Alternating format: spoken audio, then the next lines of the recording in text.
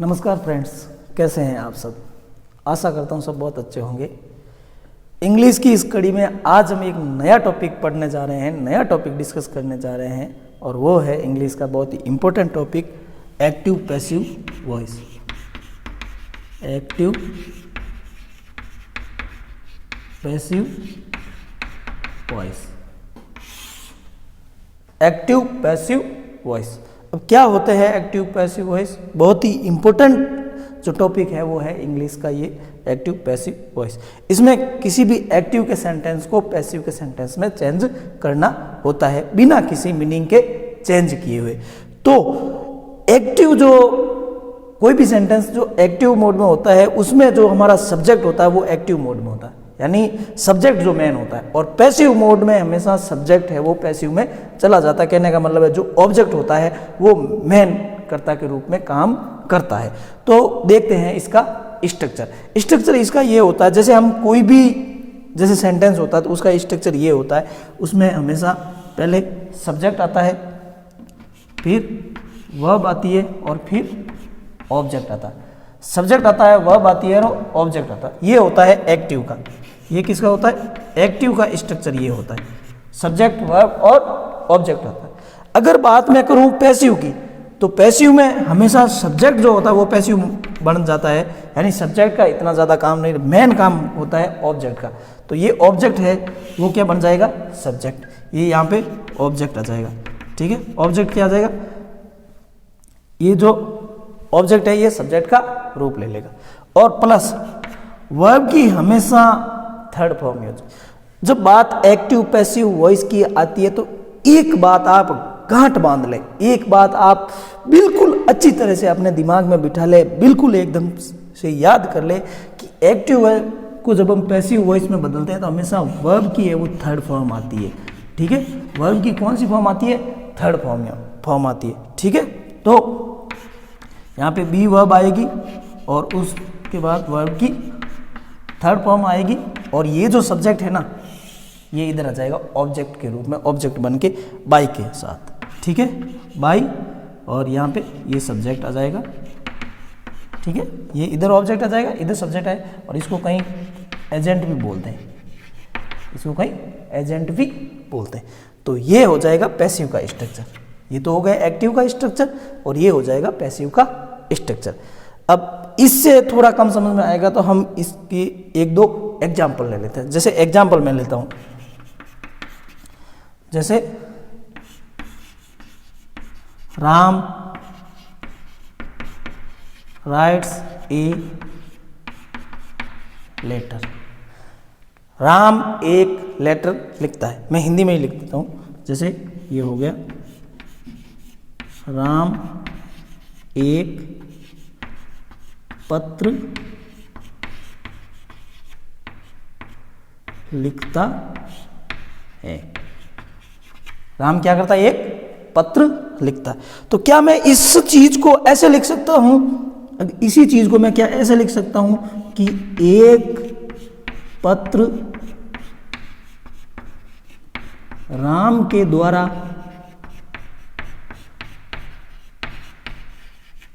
लिखा जाता है। क्या मैं ऐसे लिख सकता हूं? ऑफ कोर्स लिख सकते हैं। राम एक पत्र लिखता है या एक पत्र राम के द्वारा लिखा जाता है, सेम ही तो बात है। चाहे राम एक पत्र लिखता है ऐसे कहो, चाहे एक पत्र राम के द्वारा लिखा जाता है, मतलब दोनों चीजों की मीनिंग तो सेम ही है, दोनों चीजों की मीनिंग तो सेम ही। तो इसमें जो राम है वो एक्टिव मोड में, यानी ये एक्टिव वॉइस है। ये क्या है? एक्टिव। और इसमें जो पत्र है वो एक्टिव मोड में है, तो ये राम पैसिव मोड में चला जाएगा। तो ये एक प्रकार का पैसिव वॉइस होगा। तो ठीक इसी प्रकार हम इसको चेंज करते हैं, राम राइट्स ए लेटर। तो इसको सेम, इसको मैं ऐसे लिख सकता हूं कि a letter is written by Ram. A letter is written by Ram. Ram writes a letter, Ram एक लेटर लिखता है और a letter is written by Ram, यानी राम के द्वारा एक लेटर लिखा जाता। तो कहीं ना कहीं इन दोनों का जो मतलब है, इन दोनों की जो मीनिंग है वो एकदम सेम है। ठीक है, और देख लेते हैं एग्जाम्पल। सेकेंड एग्जाम्पल ले लेते हैं, ही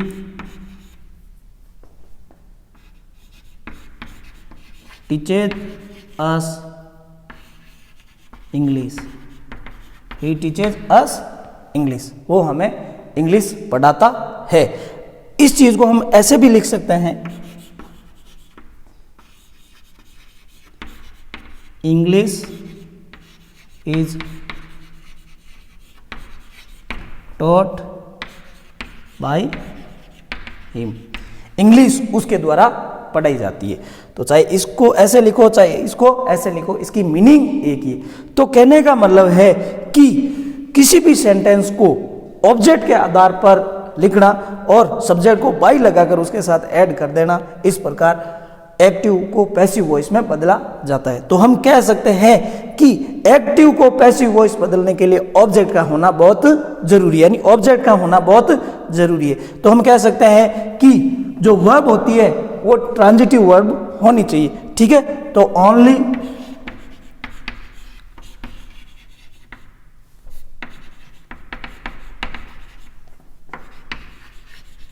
only transitive verbs can B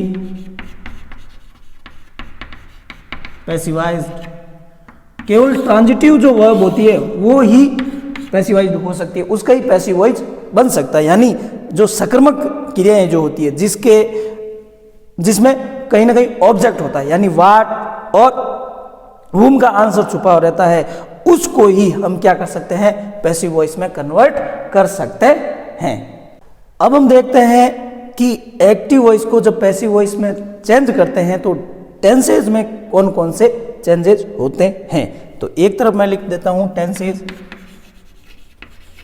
और एक तरफ लिख देता हूं पैसिव फॉर्म। पैसिव फॉर्म कौन कौन से टेंस को पैसिव फॉर्म में कैसे लिखते हैं। तो अगर एक्टिव में अगर कोई सिंपल प्रेजेंट है, अगर कोई भी सेंटेंस सिंपल प्रेजेंट का है तो वो कैसे, उसकी पैसिव फॉर्म कैसे बनेगी। तो पैसिव फॉर्म उसकी बनते समय इज जो वर्ब है वो is are am plus verb की थर्ड फॉर्म आ जाएगी फर्स्ट। और ये सेकेंड, अगर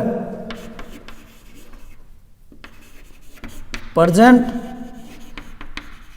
कंटिन्यूअस टेंस है तो is are am plus being. ये एक चीज ध्यान रखने की है कि जहां पर भी कंटिन्यूअस फॉर्म होगी वर्ब की, चाहे कोई सी भी कंटिन्यूअस फॉर्म हो, ठीक है, उसमें हमेशा बीइंग आएगा ही आएगा, ठीक है, इज आर एम। और अगर प्रेजेंट कंटिन्यूअस है तो is are am plus being plus verb की हमेशा थर्ड फॉर्म। एक चीज आप गांठ बांध दो कि अगर पैसिव वॉइस बनाना है तो वर्ब की थर्ड फॉर्म ही आएगी, ठीक है। उसके बाद में अगर प्रेजेंट परफेक्ट है, अगर प्रेजेंट परफेक्ट में कोई एक्टिव सेंटेंस है तो उसका हमेशा has have plus been plus verb की थर्ड फॉर्म आएगी ही आएगी, ठीक है। अगर प्रेजेंट परफेक्ट कंटिन्यूअस का तो बनेगा नहीं। अगर है, बात करते हैं हम पास्ट की, ठीक है, तो अगर सिंपल पास्ट का है, सिंपल पास्ट का सेंटेंस है तो उसकी हमेशा वॉज वर आ जाएगा, ठीक है, वॉज वर प्लस वर्ब की है वो थर्ड फॉर्म आ जाएगी। अगर पास्ट कंटिन्यूअस है,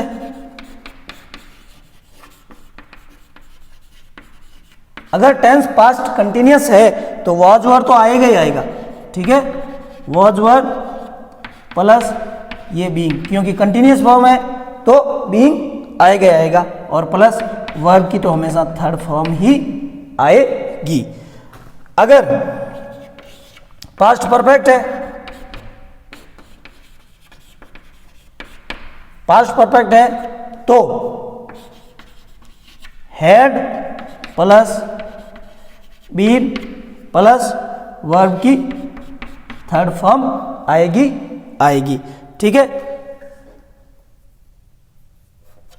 ये फिफ्थ है, ये सिक्स्थ है और सेवन अगर मैं लूँ पास्ट परफेक्ट होगा, पास्ट परफेक्ट कंटिन्यूस का बनेगा नहीं। हम ले लेते हैं सिंपल फ्यूचर का। अगर बात करूं मैं सिंपल फ्यूचर का, अगर सेंटेंस सिंपल फ्यूचर का है तो उसका जो पैसिव फॉर्म वो ये बनेगा, will shall plus be plus verb की थर्ड फॉर्म। 8 नंबर पर मैं ले लेता हूं फ्यूचर परफेक्ट।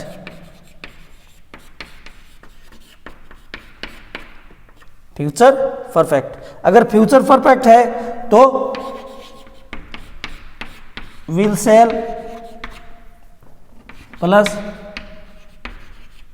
हैव बीन और प्लस वर्ब की हमेशा थर्ड फॉर्म ही आएगी। इनके अलावा अगर एक्टिव सेंटेंस में अगर कोई मॉडल आ जाए, ठीक है, तो अगर मॉडल प्लस वर्ब की फर्स्ट फॉर्म आ जाए तो हमेशा modal plus be plus verb की थर्ड फॉर्म चेंज हो जाएगी। ठीक है, ये अगर कोई मॉडल आ जाए। और मॉडल का एक दूसरा रूप भी होता है जिसमें model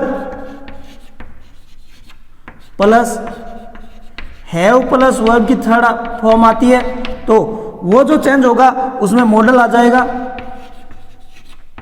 plus have been plus verb की थर्ड फॉर्म आ जाएगी। थर्ड इंपॉर्टेंट है, अगर टू इन्फिनिटिव आ जाए, अगर क्या आ जाए टू इन्फिनिटिव आ जाए तो कैसे बनाना। अगर टू इन्फिनिटिव आ जाए तो इसमें टू इन्फिनिटिव में टू प्लस वर्ब की फर्स्ट फॉर्म होती है। टू प्लस वर्ब की फर्स्ट फॉर्म अगर होती है तो उसका कैसे बनाना, उसका हमेशा हो जाएगा to plus be plus verb की थर्ड फॉर्म आई। To plus be plus verb की थर्ड फॉर्म आई। इन सब के हम अभी एग्जाम्पल देखेंगे तो सारा हमें समझ में आ जाएगा। तो ये है टेंस एज की। अगर एक्टिव सेंटेंस में अगर सिंपल प्रेजेंट टेंस हो तो is are am plus verb की थर्ड फॉर्म आ जाएगी। अगर एक्टिव सेंटेंस में अगर प्रेजेंट कंटिन्यूअस हो तो is are am plus being plus verb की थर्ड फॉर्म। प्रेजेंट परफेक्ट हो तो has have been plus verb की थर्ड फॉर्म। सिंपल पास्ट हो तो वाज वर प्लस वर्ब की थर्ड फॉर्म। पास्ट कंटिन्यूअस हो तो was were being plus verb की थर्ड फॉर्म। अगर पास्ट परफेक्ट हो तो had plus been plus verb की थर्ड फॉर्म। और अगर सिंपल फ्यूचर हो तो will cell B plus verb की थर्ड फॉर्म। और अगर फ्यूचर परफेक्ट हो तो will shall plus have been plus verb की थर्ड फॉर्म आएगी। और अगर एक्टिव सेंटेंस में मॉडल प्लस वर्ब की फर्स्ट फॉर्म हो तो modal plus be plus verb की थर्ड फॉर्म हो जाएगी, क्योंकि हमेशा पैसिव जो फॉर्म होती है वो वर्ब की थर्ड फॉर्म होती है। ये चीज आप गांठ बांध लेना, ठीक है। अगर एक मॉडल के साथ दूसरा स्ट्रक्चर होता है modal plus have plus verb की अगर थर्ड फॉर्म हो तो modal plus have been plus verb की थर्ड फॉर्म आएगी। और अगर टू इन्फिनिटिव हो तो टू प्लस वर्ब की फर्स्ट फॉर्म जो आती है वो हमेशा कन्वर्ट हो जाती है to plus be plus verb की थर्ड फॉर्म में। अब हम इसके कुछ एग्जांपल्स देखते हैं। टेंस वाइज कुछ एग्जांपल्स देखते हैं जिससे समझ में आ जाएगा, ठीक है। एग्जांपल, तो एग्जांपल में हमें हमेशा की तरह जो सब्जेक्ट है वो राम ही लूंगा, ठीक है। पहला मैं लेता हूं, जैसे पहला मैं सिंपल प्रेजेंट का लेता हूं, जैसे Ram writes a letter. Ram writes a letter, answer इसका हो जाएगा a letter. Ram writes what a letter, what का आंसर है तो ये ऑब्जेक्ट हो जाएगा। ये क्या है, ऑब्जेक्ट, तो ऑब्जेक्ट पहले आ जाएगा, ठीक है। ए लेटर, अब ए लेटर एक वचन है, ठीक है, सिंगुलर है तो इज। ए लेटर इज, और राइट की हमेशा थर्ड फॉर्म, क्योंकि पैसिव बना रहे हैं और पैसिव फॉर्म हमेशा थर्ड फॉर्म होती है। तो ए लेटर इज रिटन, और बाई लगा के उसके बाद सब्जेक्ट एजेंट आ जाएगा बाई राम, बाई राम, ठीक है। सेकंड में ले लेता हूं प्रेजेंट कंटिन्यूअस टेंस का। Ram is writing a letter, Ram is writing a letter. Present continuous का है, कैसे बनेगा अभी बना के देखते हैं। आंसर, ए लेटर, ऑब्जेक्ट पहले आ जाएगा, ए लेटर इज, ठीक है, a letter is are am आता है, हमने देखा था स्ट्रक्चर में जब हमने फॉर्मूलाज देखे थे, ठीक है। अगर प्रेजेंट कंटिन्यूअस टेंस का है तो कैसे होता है, तो ए लेटर इज, और कंटिन्यूअस फॉर्म है तो बीइंग आएगा ही आएगा। A letter is being written by के साथ सब्जेक्ट बाय राम। थर्ड में ले लेता हूं प्रेजेंट परफेक्ट टेंस, तो Ram has written a letter, ठीक है, Ram has written a letter. Present perfect का है, कैसे चेंज होता अभी चेंज करके देख लेते हैं। ए लेटर ऑब्जेक्ट है, आगे आ जाएगा, a letter has been written by Ram. A letter has been written by Ram. Fourth example ले लेता हूं मैं पास्ट सिंपल टेंस का, तो Ram wrote a letter, Ram ने एक लेटर लिखा, तो इसका आंसर ये हो जाएगा, a letter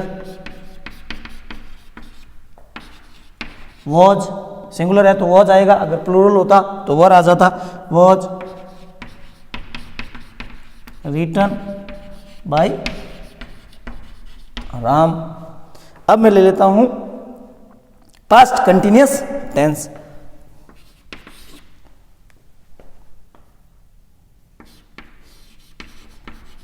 Ram was writing a letter, इसका चेंज हो जाएगा कैसे देखो, ए लेटर वॉज, और राइटिंग मैंने एक चीज आपको अभी बताई थी कि जहां पर भी कंटिन्यूअस फॉर्म हो तो बीइंग आएगा ही आएगा, ठीक है। A letter was being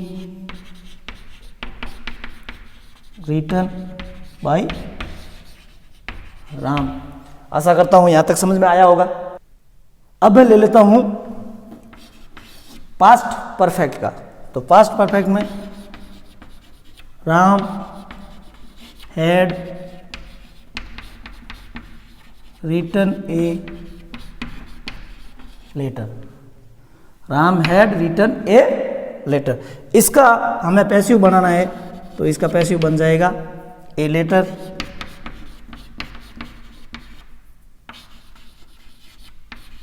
had been written by Ram. अब मैं ले लेता हूं सिंपल फ्यूचर का, तो Ram will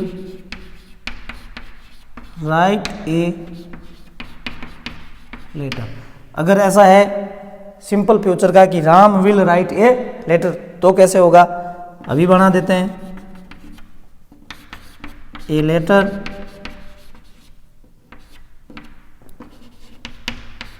will be written by Ram. अब मैं 8th नंबर पर ले लेता हूं फ्यूचर परफेक्ट टेंस का, तो फ्यूचर परफेक्ट टेंस में ये हो जाएगा राम विल हैव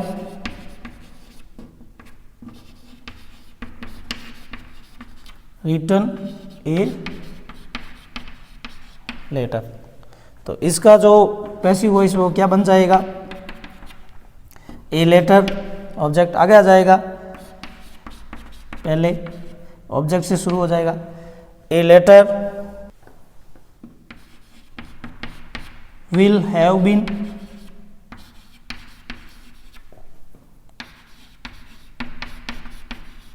रिटन और बाय राम। तो ये तो जो सारे टेंसेस थे जिनके एक्टिव सेंटेंस के पैसिव वॉइस बन सकते थे, उसके हमने एक एक एग्जाम्पल देखे। इन एग्जाम्पल्स की अगर आप घर पे भी अलग अलग एग्जाम्पल्स लेके अगर आप प्रैक्टिस करोगे तो ये एकदम से एक्टिव पैसिव वॉइस आपके दिमाग में बैठ जाएगी। अब मैं ले लेता हूँ मॉडल्स का। हमने मॉडल्स का भी एक एग्जाम्पल देखा था, तो 9th नंबर पर मैं एक मॉडल का एग्जाम्पल ले लेता हूँ। You must see the park. You must see the park. Must आ गया तो मॉडल आ गया, तो इसका कैसे होगा? तो ये मॉडल है, तो हमने देखा था कि मॉडल के बाद बी लग जाएगा, ठीक है। तो द पार्क